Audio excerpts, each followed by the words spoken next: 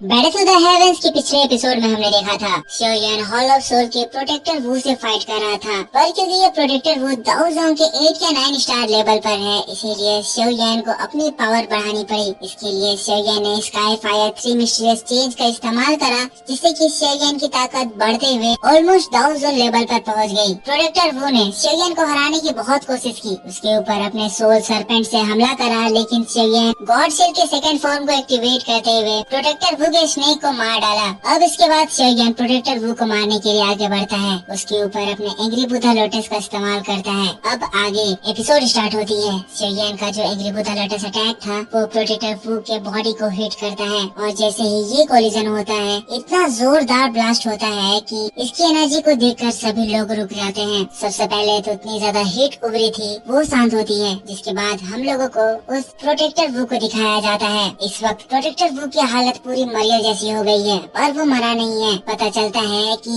ये जो यहाँ पर प्रोटेक्टर वो फाइट कर रहा था वो उसकी बॉडी ही नहीं थी, बल्कि हॉल ऑफ सोल के सोल से ये अपनी बॉडी को कवर कर लिया था, और डार्क एनर्जी की वजह से रियल बॉडी हमेशा से हर तरह के अटैक से छुपी हुई थी। पर शोयन का जो ये एंग्री बुद्धा लोटस अटैक था उसकी वजह से प्रोटेक्टर वू का पूरा सील टूट जाता है, ब्लैक एनर्जी गायब हो जाती है और सभी लोगों को प्रोटेक्टर वू दिखाई देता है, जो कि एक सोल के फॉर्म में था। सभी लोग हैरान हो जाते हैं कि ये तो एक सोल बॉडी है, और इस सोल बॉडी को देखकर हमें पता चलता है कि ये सोल बॉडी उतनी ज्यादा ताकतवर नहीं है जैसे पहले प्रोटेक्टर वो दिखाई देता था। इस सोल बॉडी के ऊपर कोई भी आर्मर नहीं है, किसी भी तरह का कोई प्रोटेक्शन नहीं है, जिसको देखकर शोयन हंसता है, कहता है तुम तो मुझे कह रहे थे कि कुछ समय के बाद जब ये मेरा sky fire 3 mysterious change formation खत्म होगा तब मैं एक यूजलेस बन जाऊंगा, पर जरा खुद की ओर देखो तो यहाँ पर तुमसे बड़ा यूजलेस मुझे कोई भी नहीं दिखाई दे रहा है। अब जो तुम्हारा प्रोटेक्शन हट गया है तो तुम बताओ अब तुम्हें मुझसे कौन बचाएगा। प्रोटेक्टर वू शोयन को देखता है, शोयन को देखकर घबरा जाता है। वो अपने मन में गुस्साते हुए कह रहा है ये लड़का जो अभी तक एक चींटी के बराबर था इस वक्त इतना ज्यादा ताकतवर हो गया है कि ये मेरी हालत खराब कर दिया है। अगर मैं उसके एंग्री बुद्धा लोटस अटैक से डायरेक्ट टकरा जाता तो इस वक्त मैं जो कंडीशन में हूँ उस कंडीशन में भी नहीं बच पाता। मैंने इस लड़के को अंडर एस्टिमेट कर दिया। ये लड़का हमारे हॉल में 2 बार घुस गया था, जरूरी इसके पास कुछ ऐसी एबिलिटीज है जिसके बारे में हमें नहीं पता है। मैंने आज की सिचुएशन को मिस कैलकुलेट कर लिया। लगता है मुझे यहाँ से भागना होगा या किसी भी तरह से हॉल ऑफ सोल तक ये इन्फॉर्मेशन पहुँचानी होगी, ताकि हॉल ऑफ सोल इस लड़के को पकड़ने के लिए और एडिशनल प्रोटेक्टर्स इस जगह भेज सके। प्रोटेक्टर वू घबराते हुए पीछे हटता है, भागने की कोशिश करता है, लेकिन वैसे ही प्रोटेक्टर वू के पीछे बहुत ही तेजी से शोयन अपीयर होता है, और फिर हम लोग शोयन के पैरों को देखते हैं जो कि एक तलवार की तरह हवा को चीरते हुए फिर प्रोटेक्टर वू के थोपड़े से लगती है। शोयन प्रोटेक्टर वू के दांतों को तोड़ देता है। प्रोटेक्टर वू को विश्वास नहीं हो रहा है कि शोयन उसकी ऐसी हालत कर दे रहा है, जिसके बाद अब शोयन खेल खत्म करने के लिए अपनी पावर को अपने हाथों में कंसंट्रेट करता है और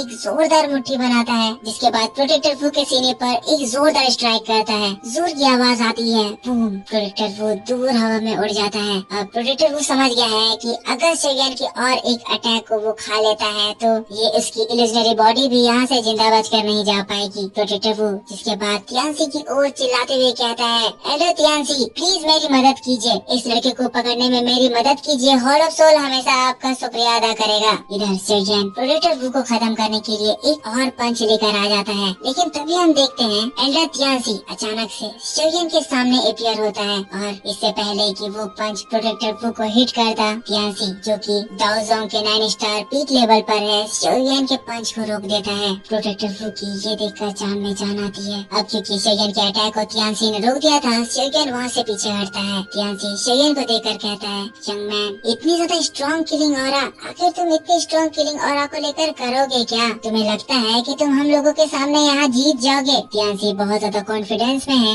अपने स्नेक स्टिक को रब करते हुए कहता है, आखिर तुम कितनी देर तक और इस स्काई फायर 3 मिस्टीरियस चेंज को संभाल पाओगे? लेकिन तभी शोयन का तेजी से एक अटैक आता है। तियानसी शोयन के अटैक को ब्लॉक करता है और तुरंत ही प्रोटेक्टर वू को लेकर वहाँ से पीछे हटता है, जिसके बाद चिल्लाते हुए कहता है, बिंग स्वान, बिंग हुआ, जल्दी से मेरे पास आओ, इस लड़के को हमें जल्द से जल्द पकड़ना होगा, इसमें मेरा हाथ बटाओ। बिंग स्वान और बिंग हुआ जो कि दाओ जोंग के 7 स्टार लेवल पर हैं, तियानसी की ये बात को सुनकर हैरान रह जाते हैं। तुरंत ही कहते हैं, ओर्सी, ये आप क्या कह रहे हैं? इतने सारे लोग हमें देख रहे हैं, ये तो एक यंगर जनरेशन है, क्या इस यंगर यंगर जनरेशन के ऊपर हम लोग तीनों मिलकर एक साथ अटैक करेंगे, जमाना हमारे बारे में क्या कहेगा। तियानसी हंसते हुए कहता है, बेवकूफो, अगर तुम लोग मिल भी जाओ तब भी तुम इस लड़के से नहीं जीत पाओगे, और तुम इसको इस वक्त यंगर जनरेशन कह रहे हो। मेरे इस लड़के को पकड़ने में मदद करो, वरना तुम लोगों की भी वही कंडीशन होगी जो इस वक्त प्रोटेक्टर वू की हुई है। बिंग सुआन और पिंग हू दोनों ही प्रोटेक्टर वू को देखते हैं और फिर अपने मन में कहने लगते हैं कि वाकई में ये लड़का इतना ज्यादा ताकतवर है कि वो प्रोटेक्टर वू को इस कंडीशन में डाल दिया है। वेल, प्रोटेक्टर वू 8 या 9 स्टार दाओजोंग लेवल पर है, पर फिर भी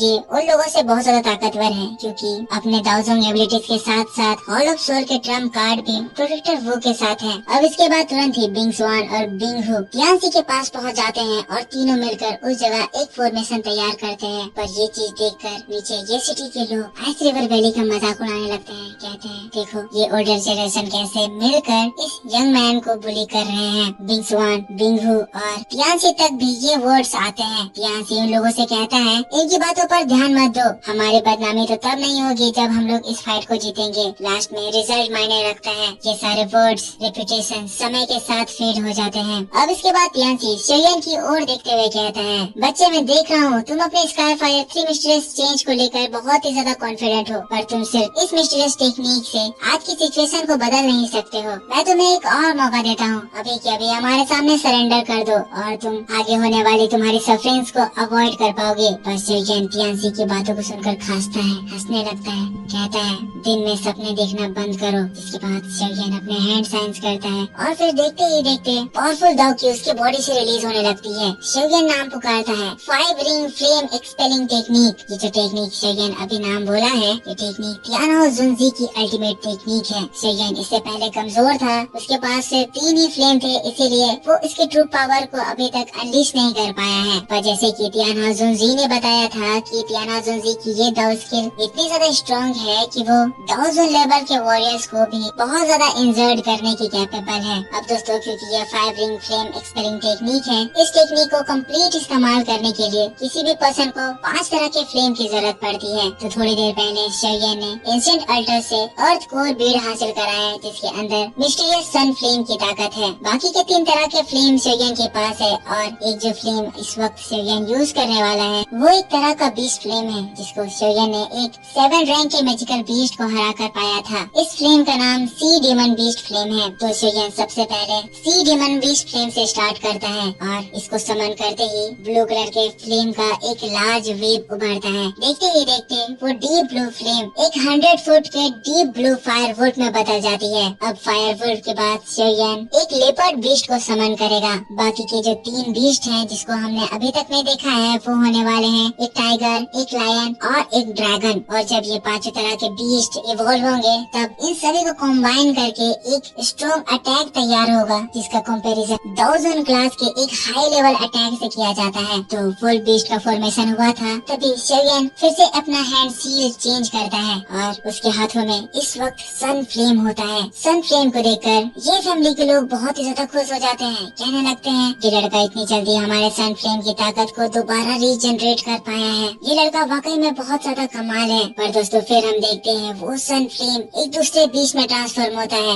एक बड़े से लेपर्ड बीस्ट, जिसकी पावर देख के सभी लोग हैरान रह जाते हैं। पर अभी खेल रुका कहाँ था। शोयन हैंड साइंस पे हैंड साइंस चेंज करता है और फिर बाकी के जो 3 फ्लेम है, fallen heart flame, bone chilling flame और ग्रीन लोटस हार्ट फ्लेम, तीनों ही बाकी के बीस्ट में बदल जाते हैं। तियानसी के एल्डर्स ने इस जगह ट्रायंगल फॉर्मेशन बनाया था, पर उस ट्रायंगल फॉर्मेशन के चारों ओर 5 एंड से ये तीनों बीस्ट उनको घेर लेते हैं। जिसके बाद ये बीस्ट आसमान की ओर एक स्ट्रॉन्ग एनर्जी छोड़ते हैं। देखते ही देखते वो एनर्जी नीचे आकर 5 बीस्ट को कनेक्ट करती है और वहाँ एक पेंटागन शेप बनता है। उस जगह एक बहुत ही स्ट्रॉन्ग एनर्जी का पीरियड बन जाता है, जिसको देखकर आइस रिवर वैली की ये लोग भी पूरी तरह से शॉक्ड हो जाते हैं। लेकिन हम लोगों को तियानो जुनजी को दिखाया जाता है, जो कि शोयन को उनकी इस स्पेशल टेक्निक को यूज करते हुए देखकर बहुत ज्यादा प्राउड हो गए हैं। कह रहे हैं, शोयन ने मेरी इस टेक्निक के 5 लेवल को सीख लिया, इसका मतलब जरूरी शोयन ने मेरे कुछ इनहेरिटेंस को हासिल कर लिया होगा। अब मुझे देखना है कि शोयन मेरे इस अटैक से क्या कमाल दिखाता है। आइस रिवर वैली के वो लोग शोयन के बैरियर में फंसे घबरा रहे थे। इस बैरियर को तोड़ने के लिए अटैक करते हैं, पर इन लोगों का आइस अटैक शोयन के इस फ्लेम बैरियर के सामने तुरंत ही डिसिपेट हो जाता है।